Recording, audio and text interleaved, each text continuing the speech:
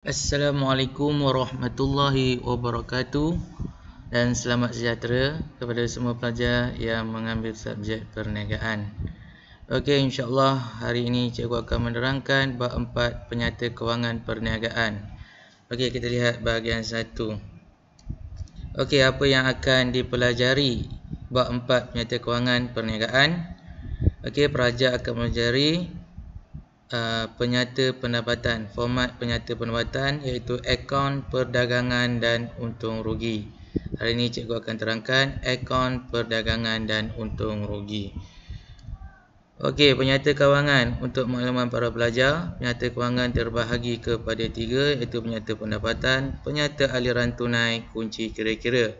Okey, berikut ialah jenis-jenis penyata kewangan.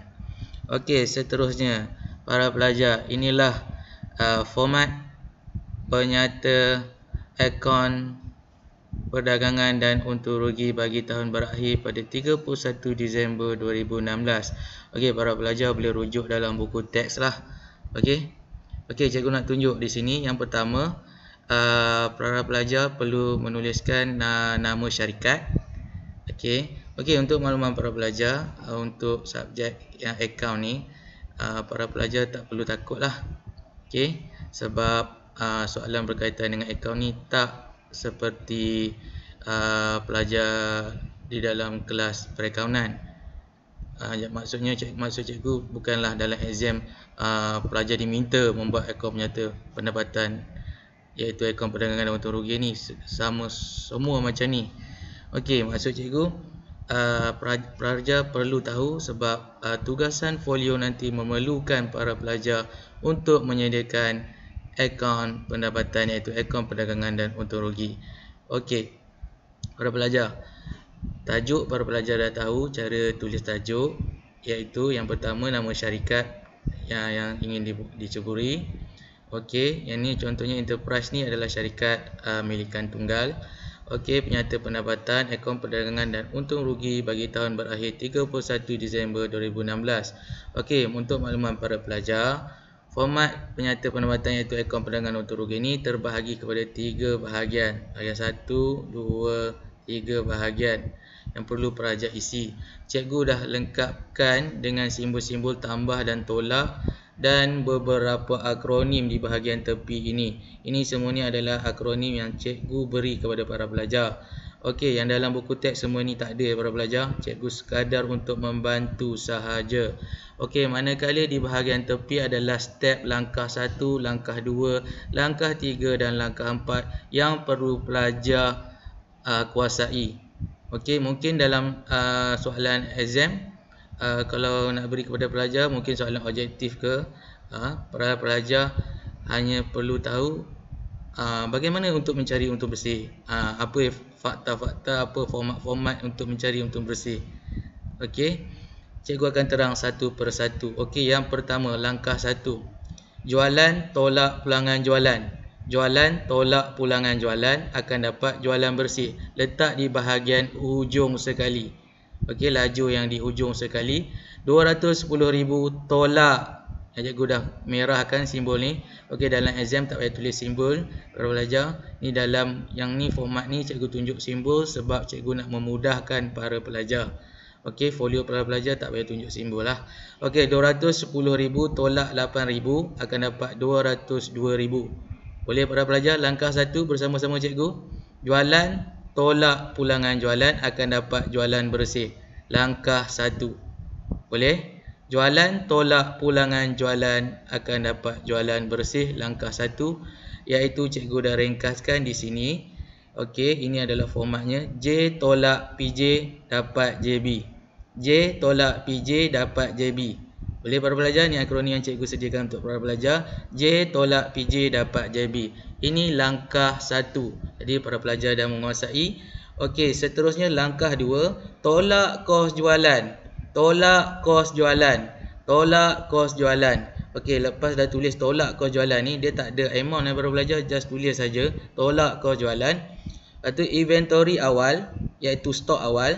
Para pelajar letak di laju ketiga, laju kedua ni. Yang ni laju pertama, 1, 2, 3. Laju kedua. Ni bahagian kedua, laju kedua ni. Okey, tulis di sini. Inventory awal memang kedudukannya duduk di sini. Boleh? Inventory awal ada di sini 50,000. Okey. Para pelajar kirakan dulu yang ni, belian tolak pulangan belian. 110,000 tolak 3,000. 110,000 tolak pulangan belian. Tolak pulangan belian. Boleh faham? Belian tolak pulangan belian 3,000. Para pelajar akan dapat belian bersih. Belian bersih itu 107,000. Okey, tambahkan dengan angkutan masuk, upah atas belian, insurans atas belian, duty import. Okey, cikgu dah permudahkan di sini. Cikgu bagikan akronim iaitu AUDI. AUDI. Para pelajar boleh susunlah ikut susunan yang sebetulnya. Boleh ikut AUDI. Angkutan, upah atas belian, insurans ni naik ke atas, duty naik atas, insurans duduk bawah. Okey. Angkutan masuk, upah atas belian, insurans atas belian. Upah insurans mesti wajib ada atas belian. Atas belian. Di sini sebab kita nak kira kos belian. Okey, akronim yang cikgu beri. Ibu awal. Maksudnya cikgu tukarkan inventory ni kepada ibu. Okey, belian beli. Tolak pulangan belian, cikgu tukar tolak payung baru, dapat baju baru. Baju baru tu belian bersih. Okey, para pelajar, ibu awal adalah inventory awal. Belian, tolak payung baru, pulangan belian, dapat baju baru iaitu belian bersih. Okey, para pelajar. Okey. Para pelajar dah tolakkan. Okey, dah campurkan semua Audi. Sekiranya ada salah satu je Audi, A je angkutan masuk ada, tak apa, tak payah duk fikir UDI apa semua tu. Kalau tak ada, teruskan. Okey, campurkan semua, dapat 124,000. Lepas dah campur ni, pelajar akan campurkan dengan inventory awal iaitu ibu awal tu 50,000 campur 124,000. Langkah kedua kan, campur 50,000 campur 124,000. Okey, pelajar masuk ke step ketiga. Langkah ketiga iaitu pelajar akan dapat KBUD. KBUD iaitu kos barang untuk dijual. Kos barang untuk dijual. Kos barang untuk dijual. Okey, cikgu dah buat simbol kan. Campur 50,000 stok awal iaitu ibu awal campur dengan kos belian. Okey, para pelajar akan dapat 174,000. Tolak ibu akhir. Tadi kita sebab dah pakai istilah inventory tu ibu akhir. Okey, kita pakai ibu akhir. Tolak inventory akhir 59,000. Dapat 115,000. 115,000 ni adalah kos jualan. Para pelajar letak di hujung. Letak di hujung. Dapat jumlah, tolak, letak di hujung. Kos jualan. Okey, bila dah dapat kos jualan,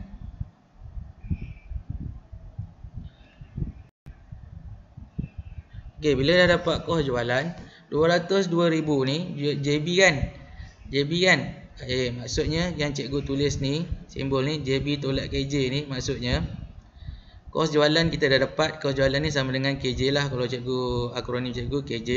Okey, dapat 115,000. Jadi nak dapatkan untung kasar. Jadi nak dapatkan untung kasar macam mana? JB tolak KJ. JB tolak KJ iaitu JB yang ni, jualan bersih. Jualan bersih tolak kos jualan. Boleh?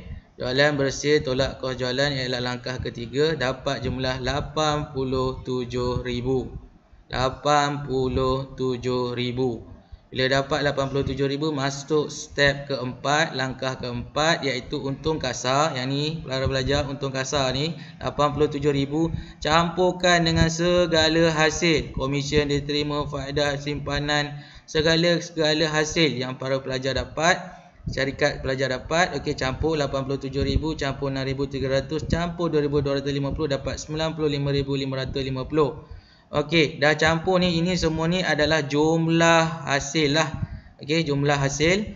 Okey, jumlah belanja pula para pelajar campur 9,000 campur 2,100 campur 10,500. Okey, dapat jumlah perbelanjaan belanja 21,600. 21.600. Jadi hasil 95.550 tolak 21.600 para pelajar akan dapat untung bersih iaitu 73.950 untung bersih. Okey para pelajar? Boleh para pelajar? Okey. Seterusnya cikgu akan terang satu persatu setiap langkah-langkah berikut sekali lagi dengan lebih detail. Okey, langkah 1 seperti yang cikgu cakap tadi, nama syarikat, penyata pendapatan, akaun perdagangan dan untung rugi bagi tahun berakhir 31 Disember 2016. Berarti cikgu cakap ada 3 laju kan? Jualan, tolak pulangan jualan, para pelajar letak di hujung iaitu langkah 1. 210,000 tolak 8,000 pulangan jualan. Maksudnya dekat sini para pelajar jual barang, syarikat jual barang. Tiba-tiba barang daripada 10 barang ada satu rosak. Customer para pelajar cek balik, ada satu rosak barang. Jadi barang tu bernilai 8,000, contohlah cikgu buat contoh. Barang tu bernilai 8,000 satu barang tu. Jadi customer tu pulangkan balik kan, takkan barang rosak dia nak ambil kan. Dia pulangkan balik barang tu. Okey. Itu adalah pulangan jualan, tolak pulangan jualan. Boleh? Hasil kini jualan, para pelajar jual, syarikat jual 210,000. Lepas tu ni customer pula pulang balik, pulang 8,000. Jadi kena tolak. Kita akan dapat jualan bersih 202,000. 202,000 ni adalah jualan bersih. Kalau dalam soalan tidak ada pulangan jualan, maksudnya tidak ada pulangan jualan, berapakah jualan bersih? Janganlah pening para pelajar. Jualan bersih adalah 210,000. Kita nak cari jualan bersih sebab apa? Sebab nak tolak pulangan jualan, baru kita dapat jualan bersih. Kalau kata direct je jualan, jadi maksudnya tidak ada pulangan jualan. Okey? Maksudnya jualan bersih terus 210,000. Jangan pening-pening kepala para pelajar. Format dia J tolak PJ dapat JB. J tolak PJ dapat JB. J tolak PJ dapat JB. Okey para pelajar? Boleh bersama-sama cikgu? J tolak PJ dapat JB. Itu langkah 1. Okey, langkah 2 pula para pelajar. Okey, tolak kos jualan kan cikgu cakap tadi. Tulis balik tolak kos jualan langkah 2. Tolak kos jualan. Okey, inventory awal letak di laju kedua. Belian tolak pulangan belian. Tolak pulangan belian. Okey para pelajar. Okey. Belian pun sama. Bila para pelajar kalau syarikat, contohnya macam ni, syarikat beli barang daripada pemiutang. Okey. Beli barang 10 kotak, tiba-tiba satu kotak bermasalah. Kita pulangkan kepada pemiutang. Okey, iaitu pulangan belian. Kita pulang balik pulangan belian, jadi 100,000 tolak 3,000. Boleh faham? 100,000 tolak 3,000. Sebab barang tadi dah rosak kan, takkan kita tak pulang. Apa yang kita dah beli tadi, satu kotak daripada 10 kotak tu ada satu kotak yang rosak, kita pulangkan. Contoh para pelajar cikgu terangkan secara ringkas. Jadi belian tolak pulangan belian dapat 107,000. Okey, ini adalah belian bersih. Tambah Audi, angkutan masuk, upah atas belian, insurans atas belian, duty import. Ini adalah kos-kos belian. Okey, iaitu 2,600, 5,000, 3,000, 6,400. Semua ni akan dicampurkan. Okey, dapat kos belian. Okey, daripada belian tolak pulangan belian campur Audi, para pelajar akan dapat kos belian di sini. Bila dah dapat kos belian, okey, 50,000 tadi inventory awal tadi tu, 50,000 akan campur nanti dengan 124,000 kos belian. Okey, step langkah kedua para pelajar boleh? Okey, yang ni akronim ni cikgu sekadar nak membantu saja para pelajar. Kalau para pelajar tidak perlukan akronim ni, boleh terus inventory awal, belian, tolak pulangan belian, angkutan masuk dan sebagainya. Yang ni sekadar akronim, cikgu ingin membantu saja. Okey, dengan kata-kata akronim ni cikgu harap para pelajar mudah nak ingat.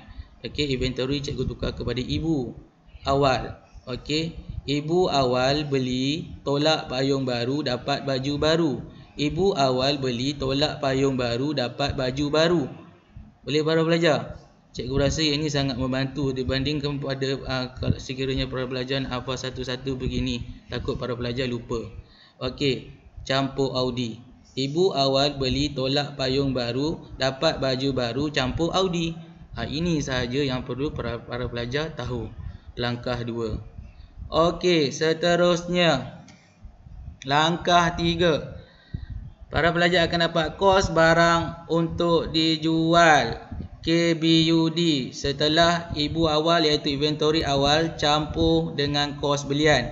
Dapat KBUD iaitu kos barang untuk dijual iaitu 174,000. Tolak inventory akhir iaitu ibu akhir iaitu 59,000. 59,000. 174,000 tolak 59,000. Pelajar akan dapat 115,000. Ini adalah kos jualan. KBUD tolak ibu akhir dapat kos jualan 115,000. 115,000. Langkah 3. Selepas dah dapat 115,000 di bahagian laju ketiga ini, pelajar nak cari untung kasar. Untung kasar jualan bersih yang tadi, yang atas tadi, para pelajar ingat yang tadi yang kita dah letak di laju atas sekali tadi tu, yang kita dah tolak pelanggan jualan dapat jualan bersih tu. Jumlah jualan bersih tolak KJ. Tolak KJ ni akan dapat untung kasar. Boleh para pelajar? Jualan bersih tolak KJ akan dapat untung kasar. Okey. Ini semua ni akronim yang cikgu sekadar membantu para pelajar, dan simbol-simbol tambah dan tolak ini tidak ada seperti dalam buku teks. Cikgu tambah, cikgu nak bagi para pelajar faham. Ini langkah ketiga. Okey, cikgu ke belakangkan balik, kita replay balik. Okey, sekali lagi. Okey, para pelajar nampak tadi apa yang cikgu terang tadi secara satu persatu? Okey, nama syarikat, nyata pendapatan, keuntungan dan untung rugi. Bagi tahun berakhir 31 Disember ada 3 laju. Okey, jualan tolak pulangan jualan. Okey, letak di ujung sekali langkah 1, jualan tolak pulangan jualan. Tolak kos jualan, inventory awal letak di laju kedua. Belian tolak pulangan belian. Okey, kalau ada pulangan belian mesti kena tolak. Kalau tak ada pulangan belian, teruskan dengan campur Audi. Tak ada masalah. Jadi para pelajar jangan pening-pening bila ada belian. Cikgu, pulangan belian tak ada. Tak ada pulangan belian maksudnya dia dah jadi belian bersih. Jualan pun sama para pelajar. Kalau kata tidak ada tolak pulangan jualan, dia adalah jualan bersih. Tak perlu fikir-fikir nak tolak apa, letak terus jualan di bahagian sini. Itu adalah jualan bersih. Boleh faham para pelajar? Okey, tak susah mana pun. Slow-slow bersama dengan cikgu. Okey, seterusnya. Belian, cikgu dah cakap tadi. Belian tolak pulangan belian. Dapat amount, dapat belian bersih. Campur Audi. Campur Audi, letak jawapan bahagian tepi. Campur dengan ibu awal, iaitu inventory awal. Dapat apa? KBUD, kos barang untuk dijual. Tolak apa? Ibu akhir, inventory akhir, 59,000. Dapat apa? Dah tolak. Dapat kos jualan, letak kat tepi. Okey, langkah 3. Lepas tu 202,000 ni. Okey, 202,000 ini adalah JB, iaitu jualan bersih. Tolakkan dengan kos jualan, dapat untung kasar. Untung kasar jangan lupa campurkan dengan semua hasil, dapat 95,550. Lepas tu segala perbelanjaan campur semua, 9,000, 2,100 campur 10,500, dapat jumlah perbelanjaan 21,600 campur. Ini jumlah ni jumlah yang perbelanjaan. Tolak